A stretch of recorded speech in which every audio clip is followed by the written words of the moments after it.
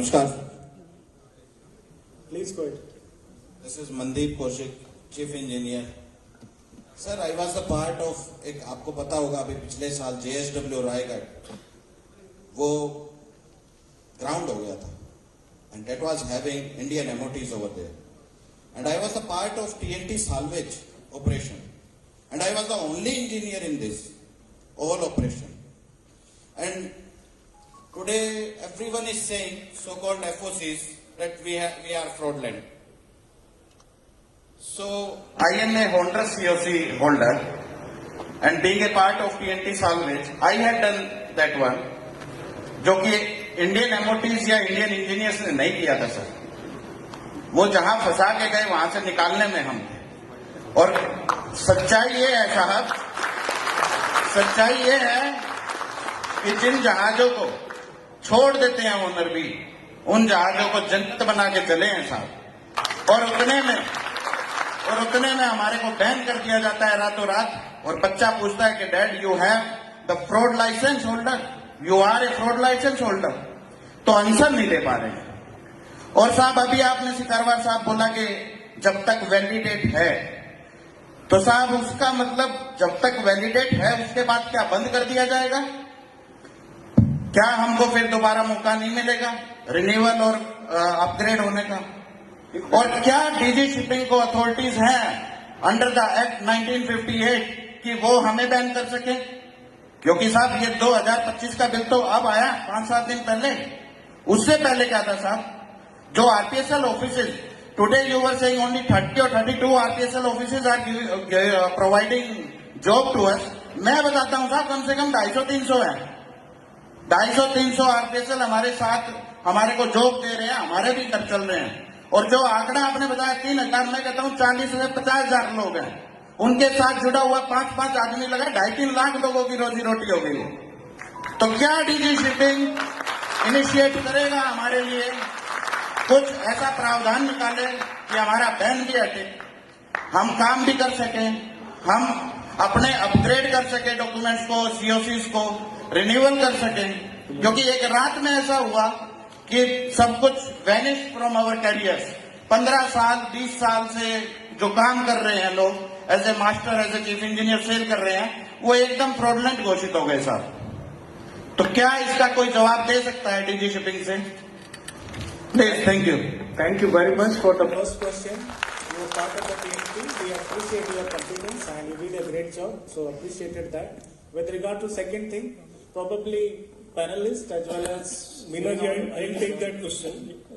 First of all, he is talking about a ban, which right from the morning we have said there is no ban. Okay, due verification will be done, and after verification, whatever is the validity of your COC given by whatever issuing authority, I'm not naming any authority, that will stand. उसके बाद आपको रिवैलिडेट जो करना है, you have to take it up with that authority.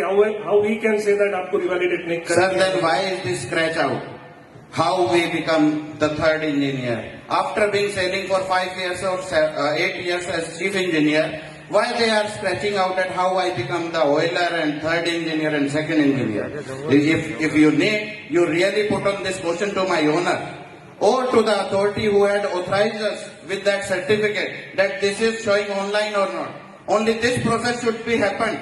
Otherwise, you can put on us on any line. Okay, already you had put us a line that okay, you are the fraudulent. Another thing can happen. I want to ask this question to Mr. Parashar. If you are doing everything for FOC's holder, then why today we are facing this problem, sir? Being a part of IMF. धन्यवाद sir, मैं आपका धन्यवाद करता हूं, आपके जज्बे को प्रणाम करता हूं. और मुझे लगता है कि आप कोई कम से कम 3-4 हजार लोगों की आवाज है इस समय.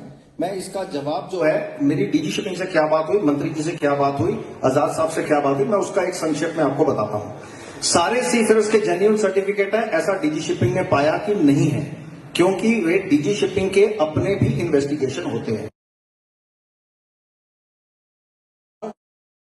एबी से कैप्टन का लाइसेंस लेकर घाट पर चढ़े, ये भी डीजी शिपिंग की नजर में आया. कई एनसीवी वालों के पास में सीधा मास्टर लाइसेंस आया और ये बात डीजी शिपिंग के अपने जो उनका पोर्टल है तो तौर पर जो करना था वो किया, वो सही है गलत है, अभी वो चर्चा इसलिए समाप्त हो जाती है कि डीजी शिपिंग ने कहा बैन नहीं है, बात खत्म हो गई।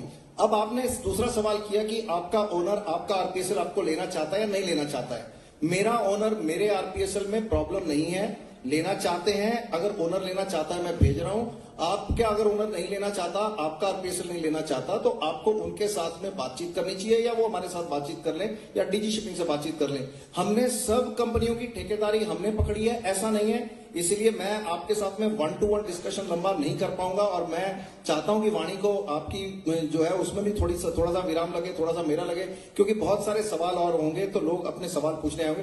पर मेरा ये रिक्वेस्ट है DG shipping sir, with humble submission, I think this seafarer should be called, he should be listened in your office, and I think what you will directly get from him will be much better than what you will get it from industry. So I humbly request you to extend an invite and please listen to his grievance. Thank you, sir.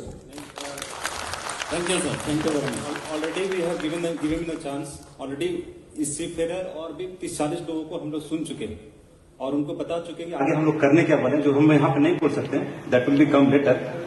और उन्होंने जो question पूछा है, ban तो है ही नहीं, ban किधर है? बैन तो क्लियर कट सर्कुलर में लिखा है और कल भी जो गाइडलाइंस है उसमें तो बैन है ही नहीं। जब बैन है ही नहीं तो आप जाइए आराम से सेल कीजिए, और आपका सर्टिफिकेट जेन्युइन है सेल कीजिए। आरपीएसएल से भी रिक्वेस्ट है कि आप उनको भेजें, जो भी इनके ऑनर हैं, जो इनका आरपीएसएल है।